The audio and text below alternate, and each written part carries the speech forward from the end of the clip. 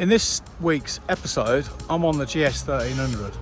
Not just any old GS, I'm on that particular one which is behind me, which is compliments of Bmw Wollaston of Northampton. Thank you very much, David, for the loan of the bike. Now, I thought I'd take this one out because this is the one without the clutch. I'll show you a quick look around and then I'll go for a little ride, see what I think. So at first glance, it looks exactly the same as a normal GS, which essentially that's what it is, a normal GS, until you look at that bit. No clutch. This is going to be well weird to ride. So this is the ASA model with the automated shift thingy, whatever ASA stands for. I'll think of it in a minute. Now it hasn't got the clutch. Apparently there's two little motors which are buried in the engine somewhere, which control all the changing of the gears. Now, by doing that, the bike is actually 2.1 kilos heavier than the standard one, which you think, oh, it's a bit more weight. Yeah, whatever. If you look at the Honda version, the DTC version that they use on theirs, which is a different version admittedly, but it essentially does the same thing, shifts for you. That's just over 10 kilos heavier, their particular DTC, over the standard Africa Twin models. So I think BMW have done a good job in not putting too much weight on the already weighty beast. But yeah, let's go for a little ride and see if it doesn't scramble my head too much. I'm having a frigging mare. I'll explain my mare situation in a minute when I get riding and when I run out of things to say. But let's go for a little ride, see how this thing... Oh, now this camera's not working. Oh, it's working now. Right, okay, to start it, you press the on button there, the dash will come on, let it do its thing in your own time, and then you hold the brake on and press start at the same time. Oh, of course it is. Now, suspension adjustment limited, onward journey possible, have it checked by a specialist workshop. Of course it wants looking at. Okay, I've started it. The nightmare just continues. I've got a good mind to just take it back and do this video again because I'm in the mood. Get off, get off. I'm twiddling that to get rid of that. Load equalisation failed. Oh, I've got rid of it. I'm in road mode. Dynamic. Oh, it's gone. Has it gone dynamic? It's gone in dynamic. Okay, to actually get it going, you can't just press. Well, there's two ways of riding this. You can ride it in automatic by pressing the D button just there for drive, or you can just use the normal shift as you would on a conventional bike, but without the clutch.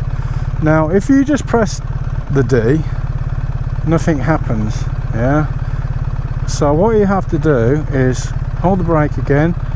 Press it down into first, which feels really horrible because there's no clutch. You just feel like you're going to go rah, but obviously you don't. And then if you want to put it in drive as opposed to manual shift, you just press the D button down there, and that little symbol there, if you can see it on the dash, will go D1, so it's drive first gear, and then you just literally go like that and it goes, which is really weird. I have rode this for about half an hour actually, and I've got not a lot of fuel left. I'm supposed to be back at 3 and it's 10 to 4. Oh well, I'm going to make this a short one. So, having rode a conventional bike with a clutch for 43 years, this does feel a little strange when you come to a halt. But I'm not going to let that put me off. So straight away you notice it pretty much changes like a car if you've driven an automatic car, which I dare say you probably have. It holds the gears a little bit longer than I would like, even in road mode. If I'm trying to, I haven't tried it in eco, there is an eco mode, so maybe that shifts a little earlier. I tend to shift really early when I'm just like plodding along like I am now, whereas this will hold the gears a little bit longer than I would usually like, but hey ho. When it changes gear up the box, there is a slight clunk from the drivetrain, which to be honest I'm not overly fan of. But on the downshift, if it would downshift here into third, yeah, there you go. It's pretty much like you would use a quick shifter, so the downshift is pretty smooth. Okay, now man, yeah, how much room do you want? See what I mean about my nightmare day? Nearly got wiped out by a bloody car there.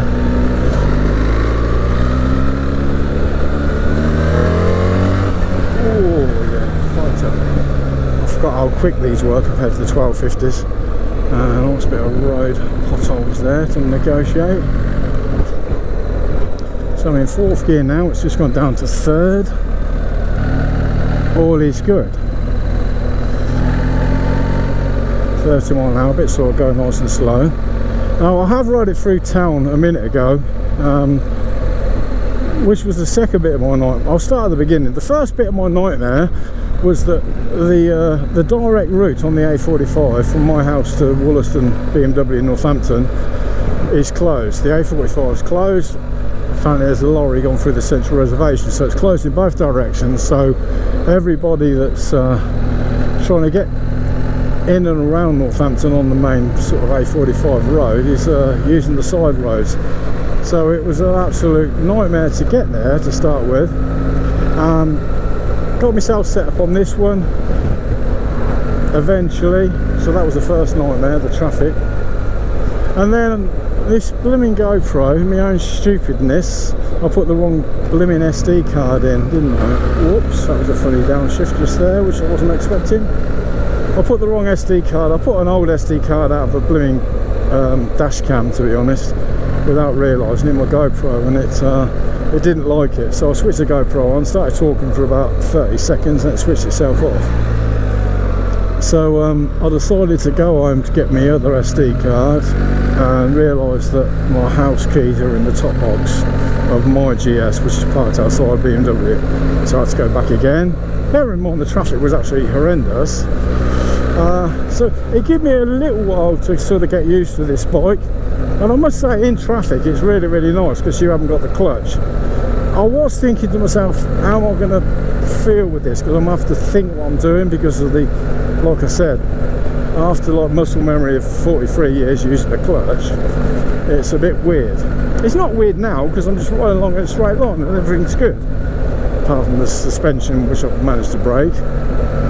It's just when you come to a stop, you automatically reach for the clutch and there's no clutch there, so you're expecting it to, you know, and stall, but obviously it doesn't. So that was the first thing I noticed, but I seem to have acclimatised to it quite well, I'm glad to say. Now I'm going to go left, that's right, you idiot. I was going to go left, but I'm thinking the blimmin'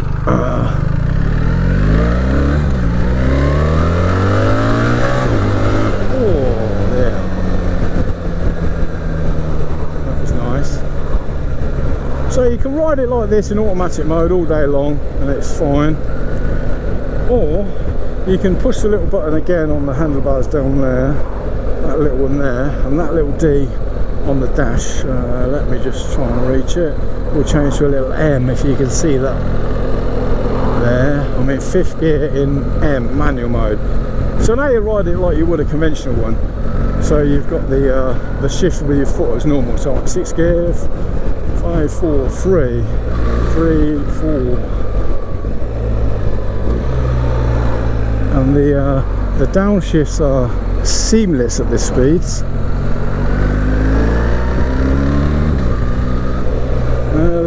The gear lever feels slightly different to a conventional one.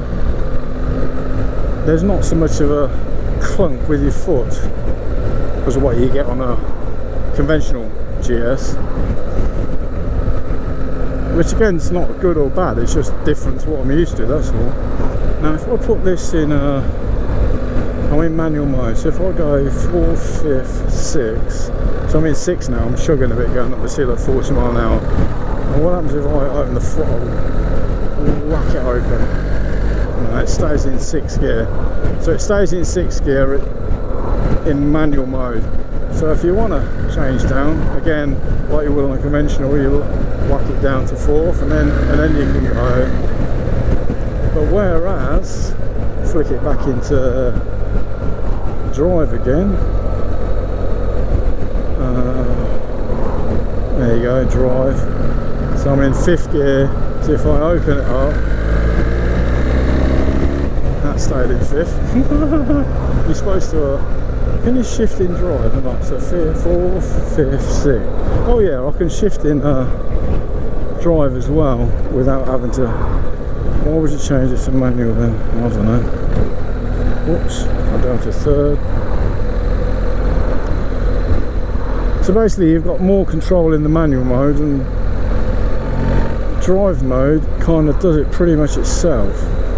3rd gear here, but I'm in the 30 mile an hour, so I'm not going to do anything ridiculous, he says. So who would buy such a beast? And why would you want to buy it? I can hear all the people, no, it's stupid not having a clutch, who wants a crap thing like that? Which I can understand. You know, 99% of us probably will want a conventional clutch, me included, to be honest with you. But I can see that it will benefit a few. I can think of a mate actually who's got a gammy hand from racing motorbikes back in the day. So his hand's really stiff, and he's got some like metal work in there or whatever. So the arthritis is setting in on his injured, recovered hand, so to speak. So yeah, something like this would benefit him hugely. So there are going to be people like that, older gentlemen and ladies. I mean, let's face it, most people that buy GSs are over 50, I would hasten to guess. But are we going to see more of these bikes coming with automatic, semi-automatic gearboxes? Probably. I know obviously Honda do the DTC, and Yamaha have got whatever they call theirs. So yeah, there's more and more bikes with this system coming online. Will they ever replace a clutch one? Sure. Hopefully not, because I like the clutch. I'm quite happy with that. Less to go wrong, I suppose. But you've only got to look at cars. I mean, years ago, to get an automatic car was quite rare, and the technology of automatic cars was pretty rubbish as well, to be honest. So pretty much everybody drove a manual car, whereas fast forward to today, and again, hazarding a guess, I've done no research on this, but I would hazard a guess that most cars on the road now are automatic, and everybody seems to prefer an automatic over a manual. So therefore, that sort of gets me thinking, a car's a mode of transport, a bike's a mode of transport. Alright, one's a toy and one's not particularly a toy for most people. So yeah, we could see more automatic bikes. But at least we've got the choice. You don't have to have an automatic. So if you want to sit online and slag them off, then fair enough, but you don't have to buy one. It's not like BMW make you buy an automatic bike, semi-automatic bike. But I feel pretty at home with it. It's not quite as nice to me personally as an old school manual one. I'd probably drive it in manual like that. At least you can switch between the modes really easily, just a little tap of a button. So I've been manual, so I can just ride it like I would normally. Oh, that big hole there. These tyres are a bit knobbly though on this bike. I mean, manual mode on this, the gear shifts up and down are really seamless. There's no jolting, it's like better smooth. I know I've seen a lot of other reviews on the 1300 GS and people are still saying, oh, this quick shift was pretty rubbish, it's very clanky and agricultural, it must be a characteristic of the Boxer engine. Alright, I'll ride a Boxer engine, the 1250, so to get on this one you would expect an improvement over the previous model, and there's a massive improvement over the previous model. It's just see, I didn't even feel that. It's like buttery smooth. So I'm in fourth, second. Here it's just seamless. Hello, sir. Now this is the funny bit, isn't it? Because you come into a standstill and I tapped it into first, and I'm reaching for the clutch. No clutch, no clutch, no clutch. Just a rev and go. Which lane? This one. This one. This one, this one, this one. Oh, I'm doing the clutch thing again. So all you do now is pull up to a halt, give the brake an extra squeeze, and then the hill hold comes on there. You can just let go of it. I'm in first gear. The bike's not going forward or back. Alright, I'm on a flat bit of road, so it wouldn't go forward and back anyway. But just to demonstrate, it's got its brake on, not moving anywhere. So easy in traffic. If you're one for commuting on these sort of bikes, it will make your life a lot easier, without a shadow of a doubt. And all you do is just twist and go. Look, I'm in manual, so I've got to do a little gear shift. Beautiful. Oh, this roundabout's a nightmare because the lane discipline is appalling. So, which lane are you in? That one there? Oh, not liking these tyres. You can feel the bike moving around even at low speeds on these tyres. But the handling of these things is it seems a lot more stable, a lot more on rails, if you want to call it that, than the 1250. I know I'm not doing a comparison video, but it's just an observation as I'm wobbling myself back to a BMW again. There you go, nothing there. Extra squeeze of the brake. Oh, again, hill hold, come on. Sit here in comfort. Traffic like this is ideal. Twist and go. This is a fine effort. And as I said earlier, it's a lot. Oh, I'm in the wrong lane. Am I in the wrong lane? I am in the wrong lane. Oh, I need to be in that. Oh, bugger. Now I'm in the wrong bloody lane. I can't see now.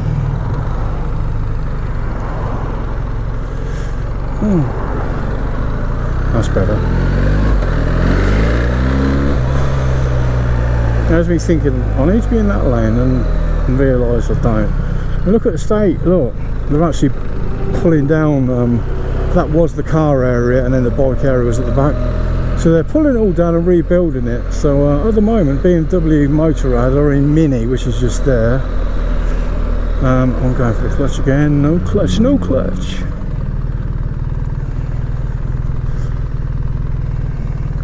And then we will have a wonderful new showroom.